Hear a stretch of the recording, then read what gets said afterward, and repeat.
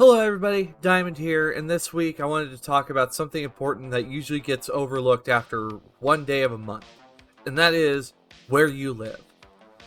And the way we're going to be covering today is we're going to be doing a top-down look on the chart over in the core rulebook, page 378. And what I'm going to go over here is simply much more how I have viewed the housing system and why I do think it's important that we take some consideration into where we live.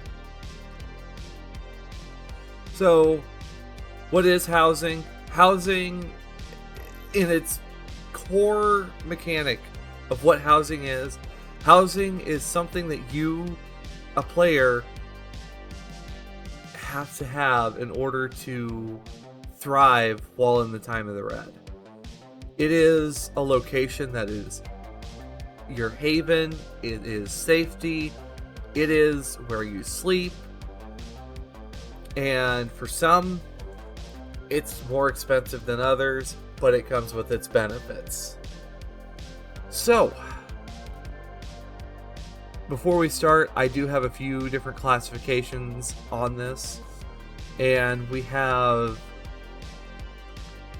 when I talk about these classifications, we have homeless, we have low income, we have moderate income, and then we have luxury. And to make it very clear, this is nothing about people's social classes. This is very much more how I just see these different categories. So, when we look at the situation where you do not have a home, you are either living on the street or living on the street in a vehicle. Living on the street is rough. You have no security, no heating. You are exposed to the elements. And also, you realistically cannot carry anything more than you have in your bag. However, like if you have your lifestyle still paid for, it means you're just going into the store to grab something to eat and then moving on. Living on the street in a vehicle, however, is a step up. Nomads, this would also include you. You don't have like an actual like place like a that you go home to, you're just always home in your vehicle. So, how do we get around the worst part of all this? Because in order to live out here and not struggle, you have to beat a DD15 endurance check, and you sure as hell gotta know how to fight, because there are dangerous people out there. You got scabbers, bozos, reckoners, all sorts of awful people out there that will fuck you up while you're sleeping. I know, sorry about my profanity, but it's the time of the red. You have living on the street. Of course, there is a way to get around this. In Black Chrome on page 48, which is the general goods section, you have the Everest Venture Wear One Touch Habitat, which protects you from the elements, which in its mechanics, you are counted as sleeping in the wilderness in some cases, where you gotta make a wilderness survival check instead of a living on the street check. And then also you have camping in the city, which counts as sleeping on the street. However, it does protect you from extreme elements. So you'll be protected from the cold, you'll be protected from, the hot days. You'll just have to pass that check, but you won't be taking other penalties on top of it. Now, living in your vehicle, what they have to say in here is you'll need to have the security upgrade and bulletproof windows, so that way you could sleep comfortably. When you get the housing capacity on your vehicle, that also counts as, well, housing for nomads. You do have electricity, but no water unless of course, you have a water tank because of your housing capacity. However, for you, you cannot sleep in corporate, executive, or moderate areas without being forced away. You can either be in the combat zone or in the city outskirts to sleep. So with those in mind, you might be wondering, well, why don't I just play Nomad so I just get out of having rent? Well, Nomads, you still have to decide, combat zone or outskirts, what's your poison.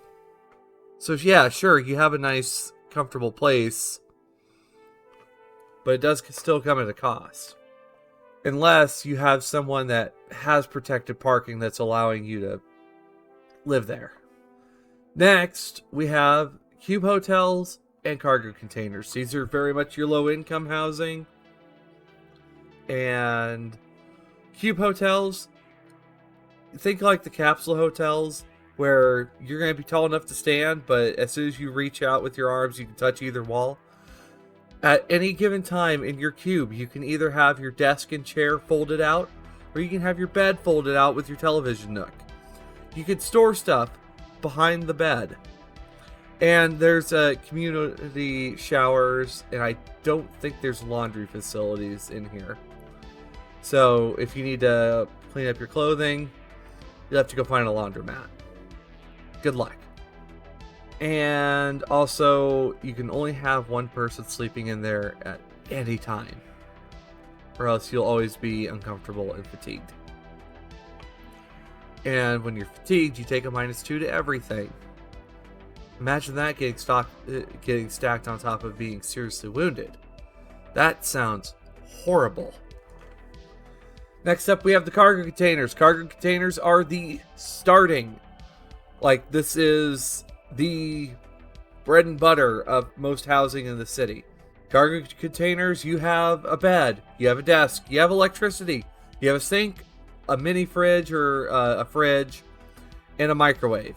You're likely going to be in the combat zone, moderate areas, which will be like the overpacked suburbs, and also the outskirts. You do have restrooms, you do have showers and laundry. They are located in facilities that you share with everybody else.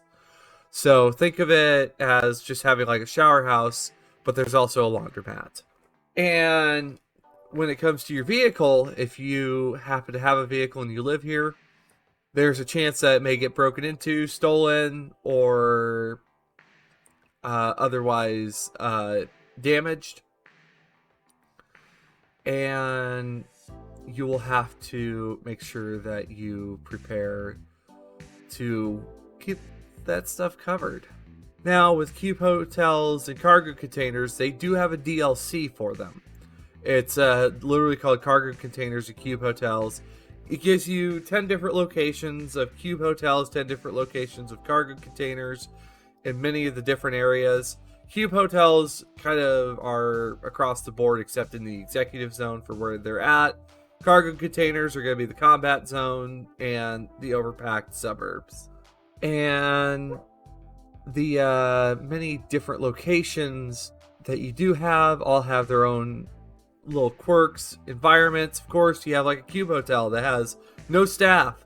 And if you don't pay your rent on time, you get evicted by, well, the cleaning nozzle that sprays your room down constantly. The hallways are dealt with the same way. You have over in Little China, Bridgetown. Bridgetown, well, every Tuesday the bodies float up after the Friday night firefights. Smells awful. You do have also like the East Cargo Village, which is, or South Cargo Village. South Cargo Village, where you happen to be able to live like right next to NCPD Precinct 1. But, you know, you're still on the dangerous side of everything. So with those in mind, if you are not as well-to-do, this is where you're going to be staying at. And when we're wondering costs, well, cube hotels, you can't buy them, but it's only 500 eddies a month. It is the most affordable housing option before you go out to the street. And For the most part, you'll be okay. Common rooms are dangerous in cube hotels, though, because if you're not associated with the gang that's occupied this cube hotel, don't even think about going in there. You have cargo containers. Cargo containers, they cost you 1,000 eddies a month, but you get your first month free when you start the game, along with a free month of kibble lifestyle, which we'll talk about lifestyle another day. But you can buy your cargo container for 15,000 eds. Next up, we have your moderate income living. This includes your studio apartments and 2-bedroom apartments. 2-bed apartments and studio apartments. Studio apartments are in a DLC, but they are with corporate con apps. But we'll get to the con apps here in a moment. Studio apartments are located in areas all the way from combat to moderate to corporate. Not quite the executive zone, because you don't want renters driving down your property value. You're not really in a spacious location yet. It's still a little bit crammed, but it's home. It's the first time it feels like it's literally just you and yourself here. You have a range, an oven, a microwave, and a refrigerator, and you even do have your own bathroom. Think like V's apartment, but also add a kitchen, and you're probably hitting the nail right on the head. And also, you share your laundry with your neighbors, and you get a single space of protected parking. So if you happen to have a nomad in the party, they can always park there. Then we have your 2-bed apartments. 2-bed apartments are pretty spacious. That is, until you have another person living in there with you. In that case, you have 2 bedrooms, full-size kitchen, and a bathroom, and a living room, and 2 protected parking spaces.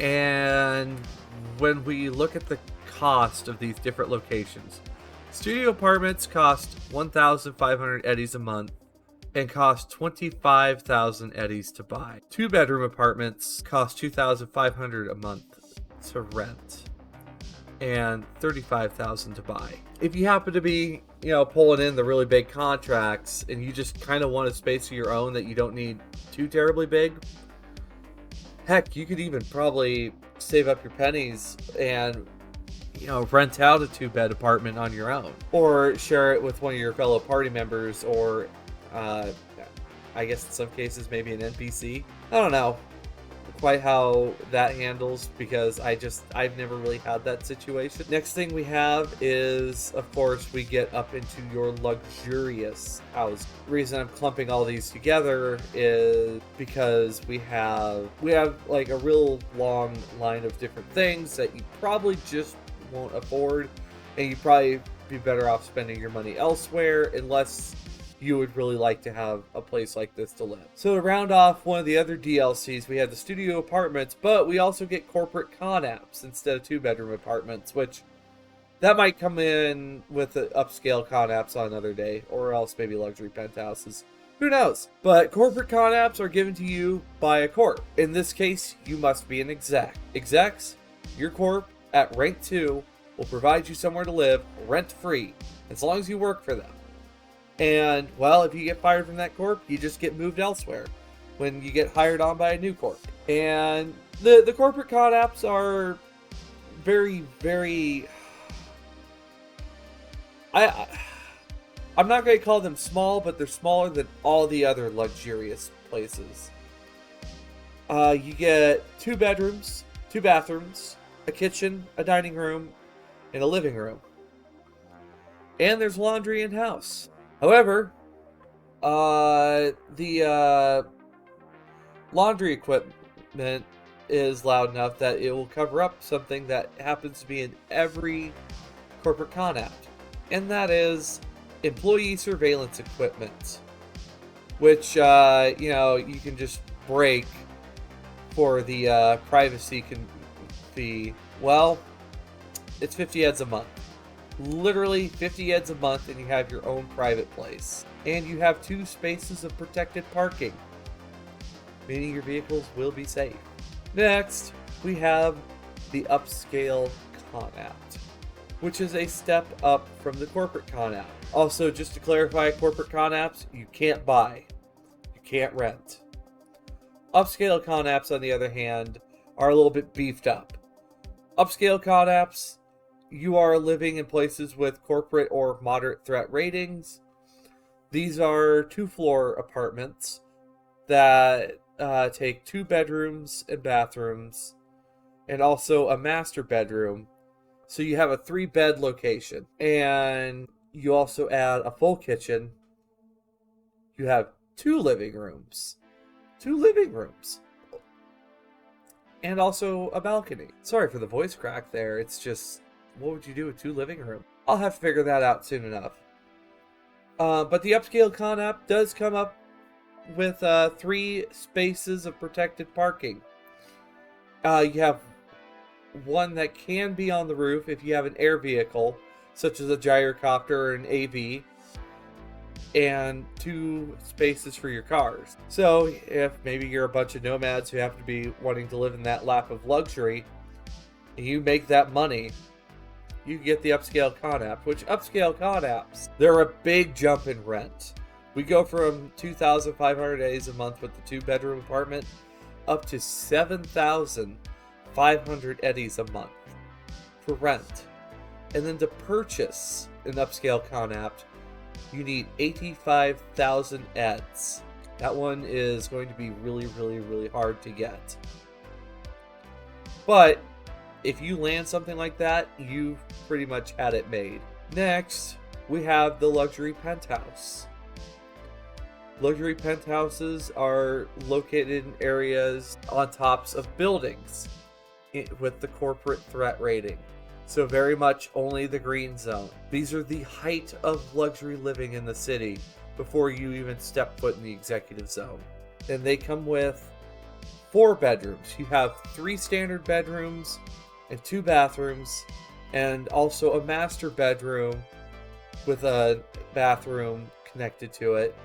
You have 2 living rooms and an entertainment room, so I imagine like a home theater or a den or something. You have an infinity pool, you have a sitting area with a barbecue, you have a helipad. You are the cream of the crop. You are living like kings and queens and emperors up there. You are the nobility of Night City when you sit on top of the luxury penthouses looking over the city. And you also get complimentary maid service with the luxury penthouse, because building management appreciates you living in their most expensive property. You have 4 spaces of protected parking, also in addition to the helipad. This helipad can also include, well, not just helicopters, but AVs as well. These, I think, can also be a substitute for the Beaverville house, which the Beaverville house and the Beaverville McMansion, you can't buy. Or no, you can't buy. You can buy a Beaverville house or a Beaverville McMansion, but you can't rent one because rentals drive property value down, apparently. They're in the executive zone. You live inside a walled, bastioned off part of the city from all the danger and the violence. You have Lazarus Corp protecting you. You have a bullet train that takes you to the corporate zones. You have freedom to just jog around without being harassed by security. Think of it very much that, you know, nice house with the white picket fence and cul-de-sacs, where it's very much more keeping up with the Joneses is the big thing, instead of having to worry about rent at this point. These smaller homes, compared to their mansion variants, are considered quaint, but you own a home. You own a house that is yours. You have a yard. You have maid service. You also have a country club that you have access to. And also, you do have, you know, access to a world-class restaurant, a world-class gym, paddleball and tennis courts, a heated indoor pool. You are doing so good. Now, these houses consist of Let's see. Actually, let me take a look at what these houses contain. I've never really looked at this because this is just something that's so far out of reach.